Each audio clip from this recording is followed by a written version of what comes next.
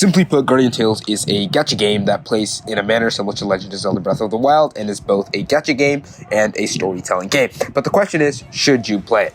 The answer I'm going to give you is yes. As someone who plays the game and has been playing the game since almost release, actively, quite active in the community as well, my answer is yes. But why should you play it? Now, all the footage within this video is credited to the official Guardian Tales YouTube channel. They post extremely great content there for you to watch.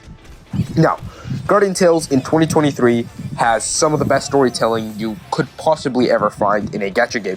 Now, the visuals aren't, stunning or bright and popping or as 3D as something like Genshin Impact or Dragon Ball Legends, but they're pixelated, they're beautiful, they're cute, they're attractive, they splash, they pop out. It's an extremely attractive art style that, while not 3D, but instead pixelated in 2D, it's still extremely charming. It's unique, it feels vibrant, it feels bright.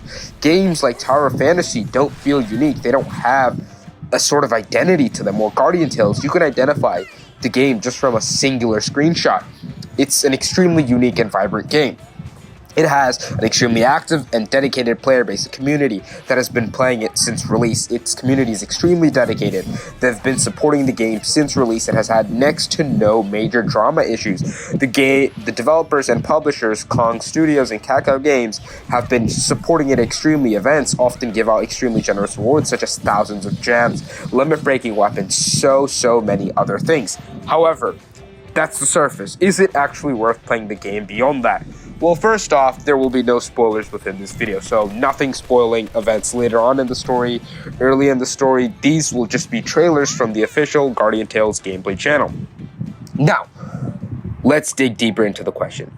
Is Guardian Tales worth playing? It's even out on the Nintendo Switch. It's a gacha game that has so much portability and so much availability across multiple platforms. Guardian Tales is the best gacha of 2023. Enough with introductions, enough with the tangent. Let's begin. Guardian Tales' community is extremely friendly. It's filled with dedicated players that will willingly help you for minutes, hours on end. As long as you provide them with suitable questions, they will answer them. It's a community that's extremely healthy. It's not toxic at all. You won't face backlash for asking, there are no stupid questions in Guardian Tales. You won't be hated on for having a different opinion. It's a game that has a community that loves its lore, its story, and is beloved to all its fan base. It constantly pumps out content every 2 patches. It's extremely active. Now, how good is the content, right? Well, it doesn't matter if the player base is great, right? If the content isn't good, you're not really going to be there for long. Well, Guardian Tales has some of the best storytelling in the entire gacha game market. Very few games come even remotely close, with things like Fate Grand Order being on a similar level. But unlike most gacha games where the storytelling only exists to further allow you to progress in the game through means of unlocking other functions or gatekeeping you from other content that is perhaps more exciting, storytelling is actually Guardian Tales' best point. And it's not because Guardian Tales' gameplay sucks, but instead it's because the storytelling is so unbelievably good. You start as a young knight that's hoping to become a full-blown guardian and protect the royal family and the kingdom of Canterbury. I won't be saying more, as I don't want the experience to be bad for you or spoiled for you even the tiniest bit. Experience it for yourself and then you'll see what I'm talking about. We constantly get new story chapter updates. However, recently, this is an issue. We have been getting less new worlds, which are essentially the story instances. We've been getting them less and less. But there is an actual reasonable explanation for this, and that is due to the Japanese version, which is its own separate version from the global and Asian version. It's different. That also has to catch up, and so does the Nintendo Switch version. The issue is, if Kakao constantly pushes out new worlds for the global version, then it's going to be quite difficult for the other platforms to be able to catch up, and it's going to be a rat race just to see, who can get to that ending faster, and it's going to really ruin the experience for a lot of people. So, story releases have actually been delayed due to reasons such as those. However, a upcoming world is coming. World 17 is coming, so be excited for that. It's coming in 2 weeks, so if you're starting now, it's a phenomenal time to start. There's new characters coming, even more login rewards, and this is just right after the 3rd anniversary, which gave out an absurd astronomical amount of valuable resources, so many summons. You easily got over 100 multis just from logging in, and so many more awakening materials, leveling up materials, limit breaking materials. It's absolutely incredible. You get blasted with rewards. It's rewards, and not in the way some, crappy idle AFK, VIP, super premium, Dokkan Battle, legendary idle heroes game would blast you in your face with. It's the good kind, where you get multiple rewards just for logging in daily, for properly playing the game, and they help you.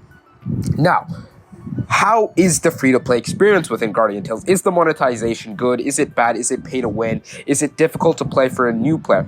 And the answer to that is no. Mostly no, but a small yes. For most players, Guardian Tales is extremely free to play. You can play every single bit of content in the game without ever having to spend a single dollar. Ever. It doesn't matter whether that's endgame, raids and PvP, or whether it's story. You won't have to spend a single dollar to get the most out of the game. However, if you do want to, obviously, like many other gacha games, you have to spend to be able to reach the best of the best. However, even as a free-to-play player, with proper playtime and efficient play, you can expect to do quite well in endgame content such as raids and arena. However, that's probably not what you're here for. You're probably here to talk about the gems aspect. How many pulls do you actually get? Well, Guardian Tales has an incredible amount of gems and summons that you get for free. Seemingly every couple of patches, we seem to get, dozens and dozens of free multis, so many free pulls, so many extra login rewards. And as a new player, you're going to be showered with gems, okay? Story will give you dozens and dozens of thousands of gems as you're just clearing content, clearing worlds, finishing story, just getting all those newbie missions. You'll be getting so many gems. But is the sustainable income good? And the answer to that is a resounding yes. Monthly, you can get about 30,000 gems. That is slightly on the higher end. However, that's very doable in, 4 to 5, even 6 months as a new player. It's possible. As long as you play properly, you're going to be hitting a really solid gem count. And each multi is about 2,700 gems in case you didn't know. So every month, you're able to pummel out about 11 multis. And that is just not regarding, any special event may be going on. That is with permanent available content that you can play literally anytime. Anytime. It's available 24/7 throughout every month, every day. It's content that's always available that you can use in any time of the year. Now, how is progression? Does the progression feel bad? Are you going to hit walls here and there and then feel like you have to spend or feel like you have to invest an abnormal amount of time to even make progress? The answer is no, but sometimes the answer is yes. It depends on how you've played. Now, as a new player, your first 9 or so worlds are going to be completely easy. It's going to be extremely easy. You're just going to be enjoying the story, really. And the story is wonderful. It has so many cute characters, and so many people will tell you that Little Princess is the best, and she truly is. If you think otherwise, you're getting a hitman sent to you. Now, for legal reasons, that's a joke, okay? But it's incredible, okay, how good the story is. Enjoy it up until the 9th world, and you're going to have absolute fun. Even beyond that, it's phenomenal. However, that's where the difficulty starts to spike a bit. However, it's getting nerfed again. So, it's already been nerfed multiple times, and if you're coming now, it's going to be even easier. But it's always been not too difficult for the past, 10 to 20 patches. It's been relatively easy.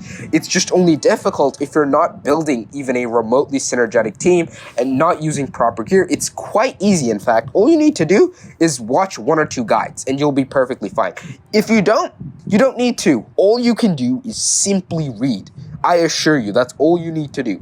The game doesn't provide a lot of proper explanations for things, but it does give you a lot of basics that you could probably use to propel your progress. Now, you can just look at party buffs, right? Each character has a exclusive party buff that they provide to the team, and you'll just be able to understand that. Look at what character does what damage. Okay? If a character's Earth attribute, you probably want Earth attack on them. You want to just read. If you don't want guides and just want a blind experience, just read. World 10, 11 will be the hardest spikes in difficulty. They'll definitely, be quite tough at first, but Just check out some guides if you're really struggling, read some character passives, understand some things, dodge some skill shots, and I assure you that it is not that difficult. For those that are going to say, oh, the story sucks at some point, yeah, at some points you're not going to like it, some points you're going to like it, but for the most part, the story is a 10 out of 10. Now, let's address something that's actually quite a major issue within Guardian Tales, and that is the extremely slow progression in terms of character building. Building a character properly to the, absolute max will take you anywhere from, 3 weeks to 2 to 3 months, depending on how you play, what resources you have access to, and how efficiently you're progressing those resources. So, once again, just be careful in that regard. Guardian Tales is an extremely generous and benevolent game with its rewards. However, it does take a lot of time and progress to do things and completely properly build characters, especially for endgame. You're gate capped from pure endgame contents by something called collection bonus, which you just unlock, find items, level them up, and that's how you unlock the collection bonuses, and they'll give you bonus stats. It's a system that's definitely there to gatekeep newer players from jumping into endgame content, but that's really where most of the cons end. It's just really slow. But that slowness is something you can play the game casually for. If you want to play it hardcore, do it. It's extremely great at that. You can clear all content, 100% it, get all the rewards you need, and progress and blast through everything you'd ever want to. But if you want to be a casual, play through the content, play through the story, and stay only for it, you can, and that'll be it for the Guardian Tales review. It's a great game with some flaws, but you'll enjoy it no matter what, and I hope you all enjoyed it. And if you did, make sure to like, subscribe, and leave a comment, and join my community Discord. I'll see you all later. This is Matt Hatter, and bye.